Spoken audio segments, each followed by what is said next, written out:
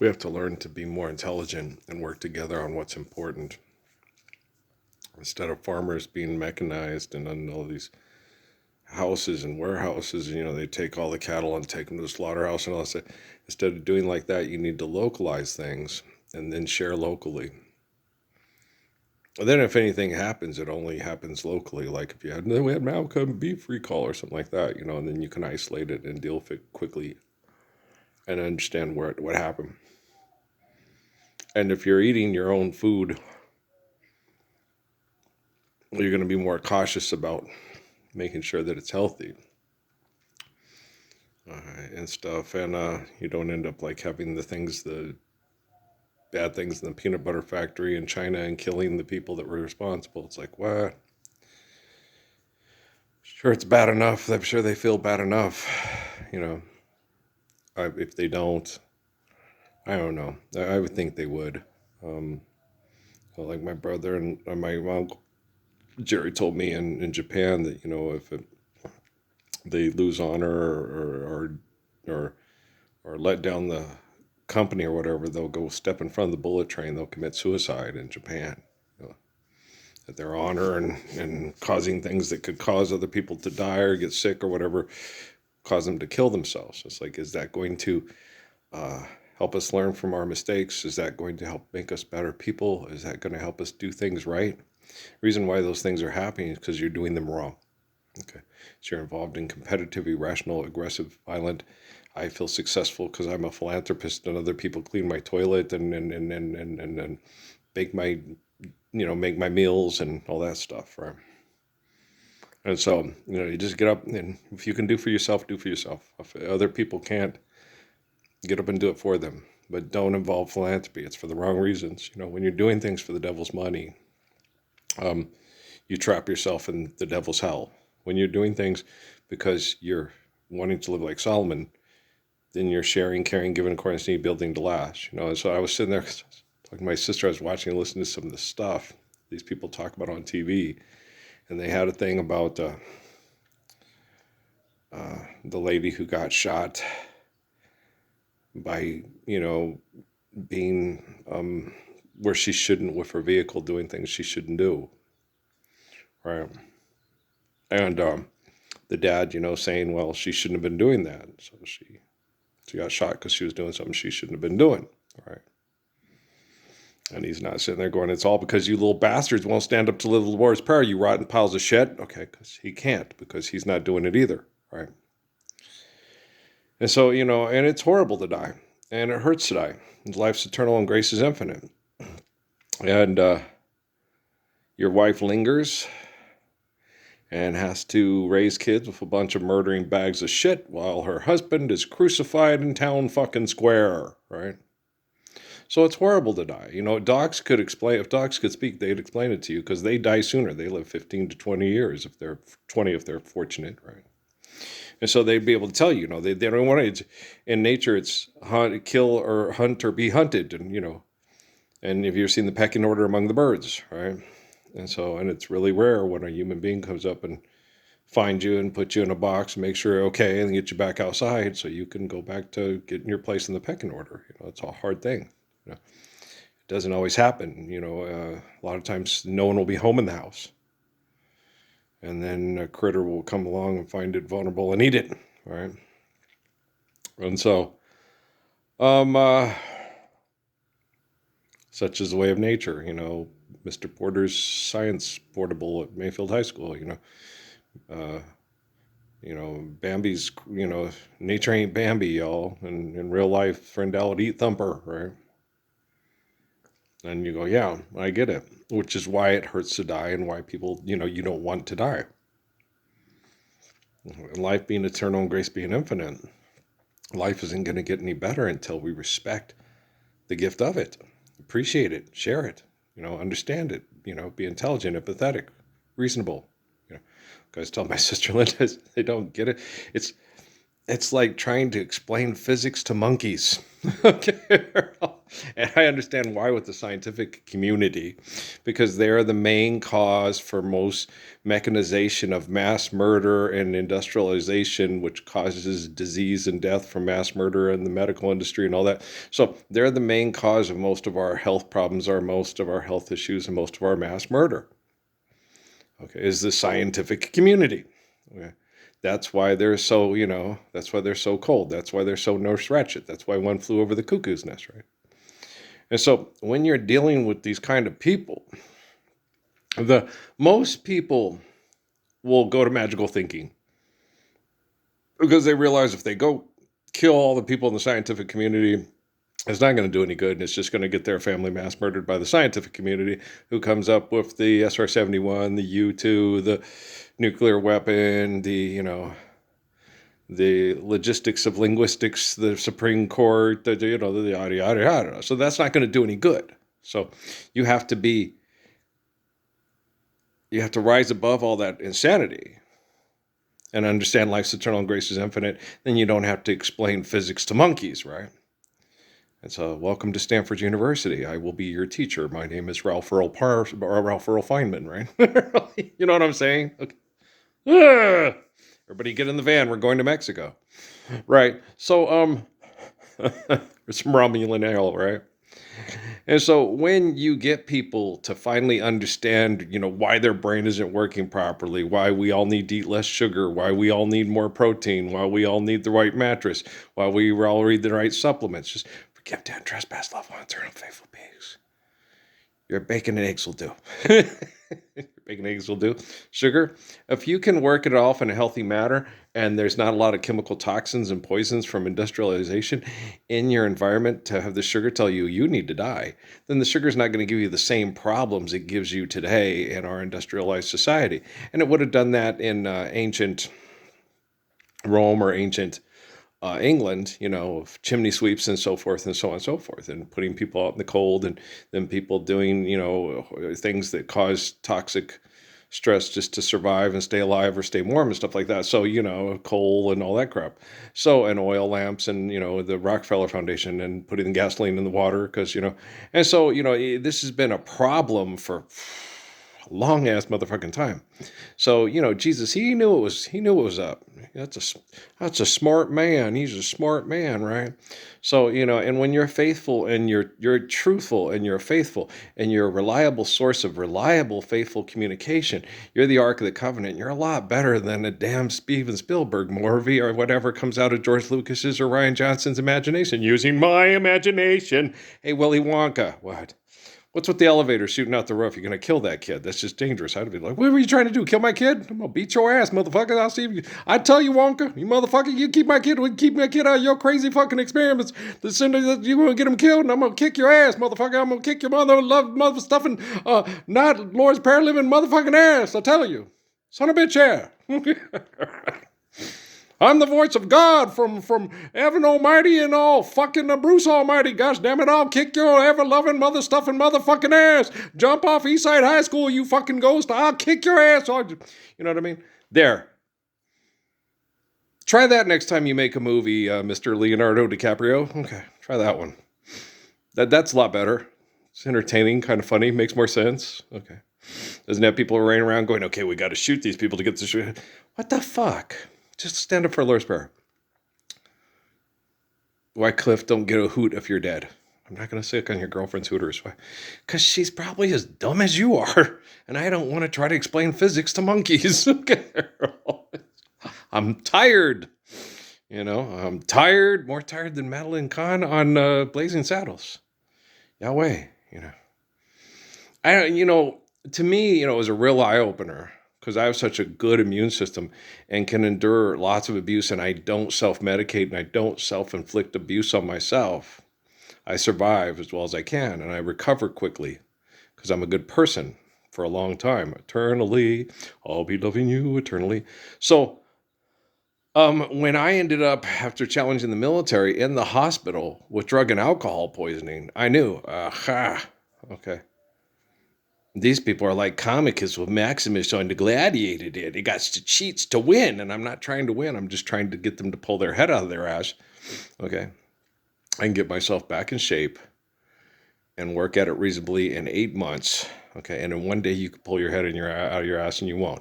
Then I end up in the hospital with 2 teeth rotted out because I have drug and alcohol poisoning, and then they send me to the hospital because they think I'm paranoid schizophrenic, telling all these stories about the military. It's like, I was on YouTube. I challenged. Fuck, I took on human trafficking all by myself. And Jim Caviezel, Mel Gibson, Mark Wahlberg are full of shit, man. All they want you to do is buy their designer underwear. They're fucking assholes. Pfft. Yeah. I go to their stupid, ridiculous propaganda movies. Yeah. Okay, I love Ralph Earl Parsons Jr. Yeah, I can see that. I feel that. I know. Jesus told me that. He goes, by the time you're done, they're going to love you as much as they say they love me. I was like, yeah, that makes sense. I didn't get it for a while there. I was like, what? Jesus, no, you're making me feel like I'm an egomaniac. He goes, Earl, yes. Most people aren't depressed, okay? Depression is sad because we're not living the Lord's Prayer. Depression is sad because your children inherited abuse and have to live in this abuse of selfish people. Most people that they consider depressed, I'm suffering from depression. You're a selfish cow. You can't manipulate people like you used to when you were younger with sexual manipulation. You're not depressed, you're an asshole. Okay. I'm depressed. Okay. People are being mass murdered because you're a selfish cow. Okay, so don't mistake I'm a selfish cow and I feel sorry for myself for my depression. Okay? Do you understand that? Okay, let me make myself perfectly transparent. Okay, I already did. You got what I said, right? Do I have to explain it again, or do I have to explain physics to monkeys? Girl. Primate! Let's go watch the movie. He's not going to jump out of his seat. First of all, I wouldn't want to do that. That's annoying. Okay. And I'm like, yeah, I'd probably jump too, because they probably throw something in there that would be like when I'm walking to the library to load videos to stop human trafficking because it's the business of this community, and there's a little chihuahua waiting behind the thing. It would startle me, the little sucker. You know? And then it'd look over and go, I see you, I'm right here. And he's like, damn it, it was fun scaring you. It was funny when it lasted too, yeah. Okay. And then Guru, I can't remember what song it is. There's a song with Guru, right? And you listen to it on your headphones. And it has the way it's entered in, it's like someone sneaks up behind you, right? And says something. And you'll be walking, jamming out to your song, and then you'll go, what? And you'll go like, fucking Guru, I'm going to kick your ass. I was walking, acting all cool, and you blew my cool. You ain't funny, Negro. You need to quit that shit. Okay? I can't remember what the name of the song is. Is it the methods both slow and fast? And I can't remember. I don't know. I don't use headphones anymore. So even if I listened to it, I wouldn't know which one it was because I don't have the headphones on, right? So I'd have to sit there and go, which one was it again? I'd have to sit and listen to a lot of the songs off my Mass Appeal album and go, okay, it's this one, right? And I'm sure I'd be able to figure it out within the first couple, but old goofy ass Guru. Old Keith. It's not scary, and I'm ashamed to say it. I'm embarrassed to say it.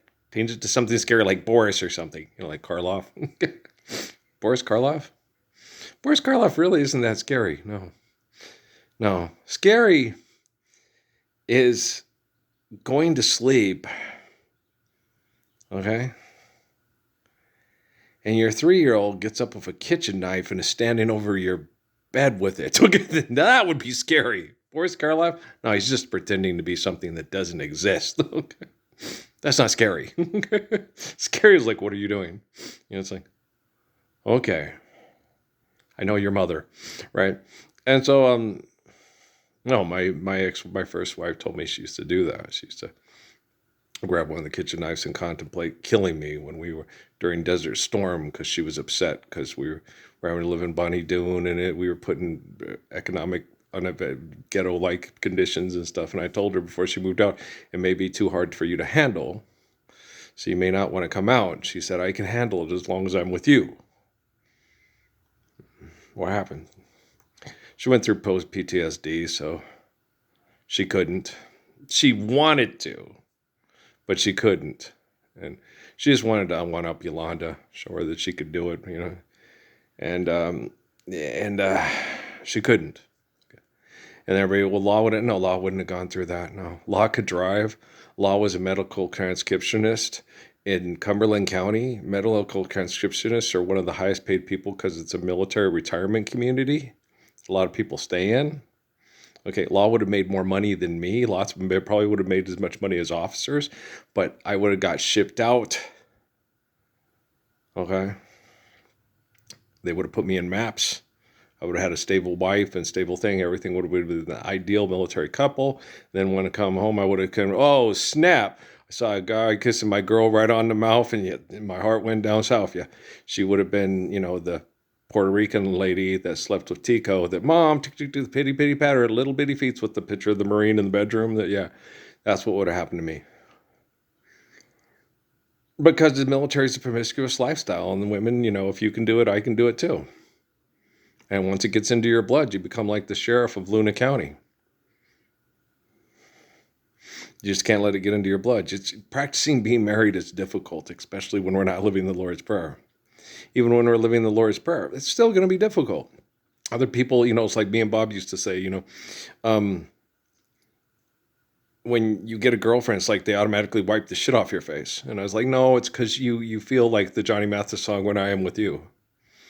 You feel, I'm everything I could ever be and more. It's not for this. So you're confident, you're calm, you're sure you feel good about yourself and stuff. And so the women, ooh, what's this one got? A woman at home that made him feel good about himself. Yeah, now it's gone to his head and he's a dumbass. And ask DeMont, he'll tell you about it. Yeah. Because guys would tell DeMont that too. Well, DeMont ugly. You outkicked your coverage, and stuff like that. And then he'd get jealous or whatever, and so he'd have to go out and then he went and screwed around and say, "Oh yeah, you think so it's stupid because you can't listen to other people." All my friends call me a fool. They say, let the woman take care of you. So I try to be hip and think like the crowd, but not even the crowd can help me now. That's what happened to him. He got her back. And then the lady he screwed around with was a drug addict, and he ended up with Kala, the cute little, looks like Leonardo DiCaprio's daughter at the house all the time. And everybody, when it was horrible. We had family get-togethers. And Demi looks a lot like her mom. She's pretty little. She's a cutie. She looks a lot like her mom. But she looks like her father, too. And what the people used to say, she got a big forehead like her daddy. She looked like her daddy. And they would make fun of Demi. And they would say how pretty Kala was. And it was DeMont's daughter with a white woman. And Michelle had to sit there and get her daughter through that and listen to that shit. And I would always tell people, y'all, like I used to tell Stephanie, y'all need to shut the fuck up. You need to say that. You need to quit saying that kind of shit in front of the child. You get mad. That's why me and Michelle were such good friends. Okay, because we're intelligent and we know how to treat people. Okay? We're both attractive, popular, and intelligent, and kind. Okay? That's why most of you, I get depressed. You just feel sorry for yourself because you're selfish. Okay? I'm going to tell you about yourself. I'll call you on Dr. Lee's phone so you won't know I'm calling you. Okay? She was quite a woman. She still is. Life's eternal and grace is infinite. Like I told Punchy when he came over, she's one of the most beautiful women of all time. Yeah. Suavecito, mi linda. Suavecito. Yeah, I got a picture of her on my phone. She's a pretty girl. Yeah.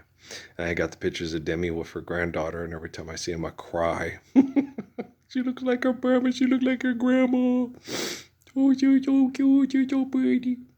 Yeah, so, A long time ago when the earth was green, there are all kind of animals like you never seen. Rats and bats and elephants, and sure as you're born, the loveliest of all was the unicorn. Unicorns don't exist. Yeah, using your imagination, right? All these people, money's real. Okay, so if I give you a plastic unicorn, does it love you and can you fall in love with it and have babies with it, right? Well, then shut the fuck up and start living the Lord's Prayer. I'm watching the game. It's the West Texas Buffaloes against the St. Mary's Rattlers. Pretty good game. Yeah, just looking at it going, yeah, this court's been this way. Yeah, that's where Mo Cheeks used to play. And Slab Jones and Greg Webb and and Richard Robinson used to go play the Buffaloes because they used to play them home and away every year. They were like our travel partners in the Missouri Valley Conference for years. Then they reclassified and went down in division, and now they've been travel partners with Eastern New Mexico ever since. Mm-hmm. And they have, is it Battle for the Wagon Wheel or something like that? I can't remember what it is, but they have a travel trophy thing. I think they were rivals before Western jumped up. So they were rivals for years, and then Western jumped up, and then the economic thing became too difficult, and they reclassified and went back into, because they're in Texas, and you have to compete with Texas Tech, and you have to compete with Baylor, and you got to compete with SMU, and you got to compete, So they found it was a lot easier just to compete with Texas A&I, which is now Texas A&M Kingsville, and Angelo State, and Eastern New Mexico. It's a lot easier to compete and survive, quote, financially in the state of Texas if you're in a smaller community with the Division II schools than it is with the Division Ones because it's cutthroat. Yeah, New Mexico. New Mexico keeps a little. They have to create the environment. Well, not create, invent. I'm sorry, a content creator. I said that the other day too. They invent an environment to make it look like we're the, you know, Cochise County is similar to New Mexico, and it's like we're the underbelly of all the poor people and stuff, and this is where they run all the operations to manipulate you and get you to kill yourself and kill others to maintain that feeling of power. Human beings are sick and they feel powerful when they can play games with people with life and death. Animals, no, they don't do it to feel powerful. They just know who and what the fuck they are, but they also know that, who rules the world and who do you believe in when anyone breathing can leave your ass bleeding. All right. So, love you guys. Okay. Hang in there. All right. Be good. If you can't be good, I'll take care of it for you.